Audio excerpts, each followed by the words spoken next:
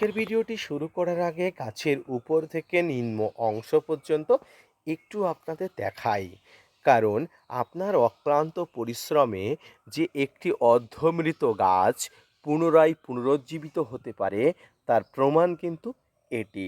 Hello friends, welcome to my channel. দেশ এবং দেশের বাইরে থেকে যারা আজকে আমার ভিডিওটি কন্টিনিউ করেছেন প্রত্যেককেই gardener tips with Kamal YouTube চ্যানেলে স্বাগতম। ছাদ বাগানে আজকের ভিডিওর আলোচনার বিষয়বস্তু হবে এমন একটি বিষয় নিয়ে যে বিষয়টির সঙ্গে অনেক ছাদ বাগানে জড়িয়ে আছে, আর এই বিষয়টি হলো গাছ মারা যাওয়ার হাত থেকে রক্ষা করা। অর্ধমৃত গাছকে পুনরায় পুনরুদ্ধার কিভাবে করতে হবে তাই নিয়ে থাকছে আজকের বিস্তারিত আলোচনা। নাই স্কিপ করে কন্টিনিউ করুন।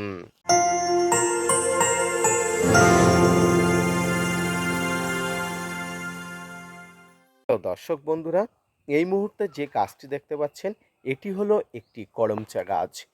গাছটি আমার এক ছাত্র আমাকে উপহার দিয়েছিল। সেই গাছটিকে আমি আমার ছাদ বাগানে এসে রোপণ করেছিলাম। তবে আকস্মিকভাবে গাছটির কিছু সমস্যা দেখা যায়। পুরো পাতা ঝরে পড়ে গাছটি অর্ধমৃত অবস্থা হয়ে যায়। আর আমিও কিন্তু ছাড়ার পাত্র নয়। গাছটাকে আবার বাঁচিয়ে তোলার জন্য আমার জানা সব রকম চিকিৎসা কিন্তু গাছটির উপরে প্রয়োগ করতে থাকি। ধীরে ধীরে এই প্রয়োগের মাত্রা বাড়াতে থাকি এবং এর ফলে আমি যে সফল হয়েছি সেটা কিন্তু আপনাদের এই মুহূর্তে দেখাতে পাচ্ছি। এটা আমাদের কাছে অনেক আনন্দের, আমাদের মতো ছোট ছাদ বাগানীদের কাছে অনেক শেখার অনেক বিষয় আছে। আজকের এই ভিডিও থেকে আপনিও এমন কিছু তথ্য পাবেন যে তথ্যের মাধ্যমে আপনার অর্ধমৃত গাছগুলোকে বাঁচিয়ে তুলতে পারবেন। তো চলুন প্রথমেই বলি গাছটিতে কী সমস্যা হয়েছিল। দেখুন, গাছটিতে দুটি সমস্যা হয়েছিল। একটি হলো অতিরিক্ত কীটনাশকের প্রয়োগের জন্য গাছের পাতা ঝরে পড়েছিল। দ্বিতীয়ত, গাছের রুটে কোনো রকম সমস্যা হয়েছিল, যার জন্য গাছের সব পাতাগুলো সব ধীরে ধীরে ঝরে পড়ছিল। দেখুন এই মুহূর্তে গাছের গোড়াটা যদি আমি দেখাই, সব পাতাগুলো এবং গাছে এখনও পর্যন্ত যে পাতাগুলো আছে আপনি কিন্তু সব পাতাগুলো দেখতে পাবেন যে গাছের সব পাতাগুলো কিন্তু শুকনো। এটি কিন্তু দুই ধরনের কারণের জন্য। এক হচ্ছে গাছের কীটনাশকের এক ওভারডোজ, দ্বিতীয়ত গাছের শিকড়ের অনেক রকম সমস্যা। তবে আমিও কিন্তু শক্ত হাতে নেমে পড়ি। প্রথমেই আমি কয়েকটি উপকরণ রাখি আমার হাতের কাছে, আর এই উপকরণের মধ্যে কয়েকটি উপকরণ হলো হাইড্রোজেন পারক্সাইড, ব্লাইটক্স ফাঙ্গিসাইড, এর সঙ্গে অবশ্যই হিউমিক অ্যাসিড এবং সঙ্গে অবশ্যই একটা ব্যাকটেরিয়া নাশক এবং একটি ভালো মানের রুট হরমোন।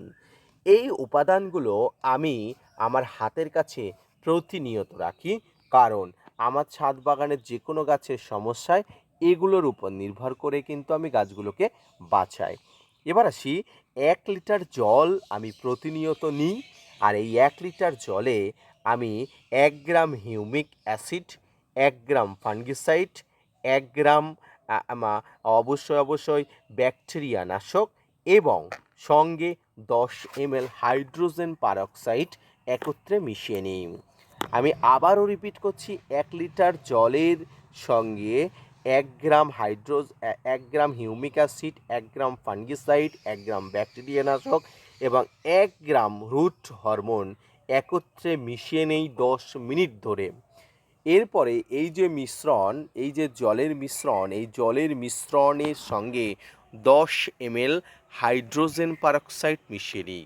এরপরে যেটা করি, যে গাছের গোড়াতে সমস্যা হয়েছে সেই গাছের গোড়াটা একটু হালকা করে আলগা করে দিই।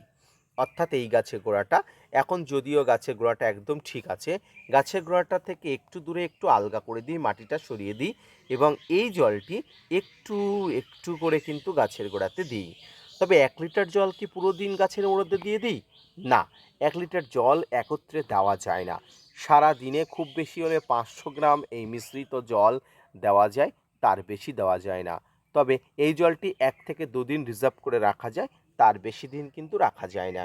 তাই 1 লিটার জল আমি রিজার্ভ করে সর্বোচ্চ 3 দিন পর্যন্ত রাখি।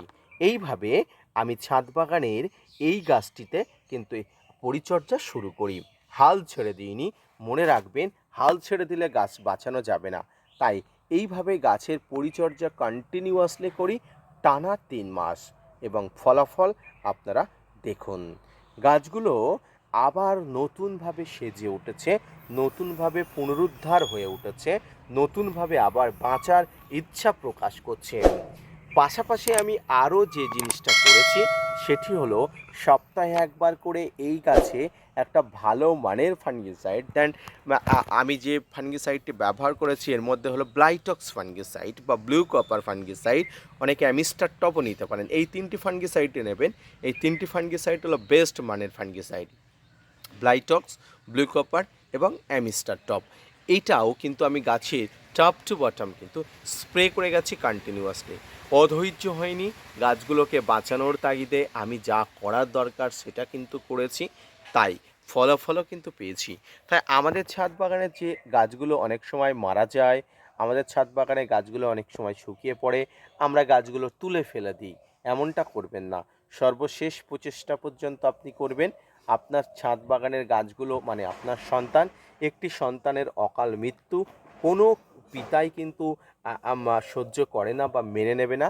তেমনি আমরা ছাদ বাগানি, গাছগুলো আমাদের সন্তান। আমাদের ছাদ বাগানের এই গাছগুলোর অকাল মৃত্যু কিন্তু আমরা মানতে পারবো না। তাই সর্বশেষ প্রচেষ্টা কিন্তু আপনাকে করে যেতে হবে। আপনি সফল হবেন যদি সঠিক পরিচর্যা করতে পারেন।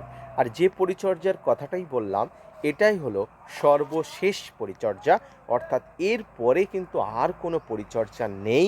এর পরেই যদি গাছটি না বাঁচে, আপনাকে আর বাঁচানোর কথা আমি বলতে পারবো না বা আপনি পারবেনও না। আজকের ভিডিওটি এই পর্যন্ত। আশা করি বোঝাতে পেরেছি, আশা করি সমস্ত তথ্য দিয়ে আপনাকে উদ্বুদ্ধ করতে পেরেছি। পুনরায় অর্ধমৃত গাছকে পুনরুজ্জীবিত করার জন্য এই যে ট্রিক্সগুলো আপনাকে মেনে নিতে হবে, আপনি মানতে বাধ্য। আর অনেকে জানেন আপনিও এই পদ্ধতিতে গাছগুলো বাঁচিয়ে তুলেছেন। ধন্যবাদ।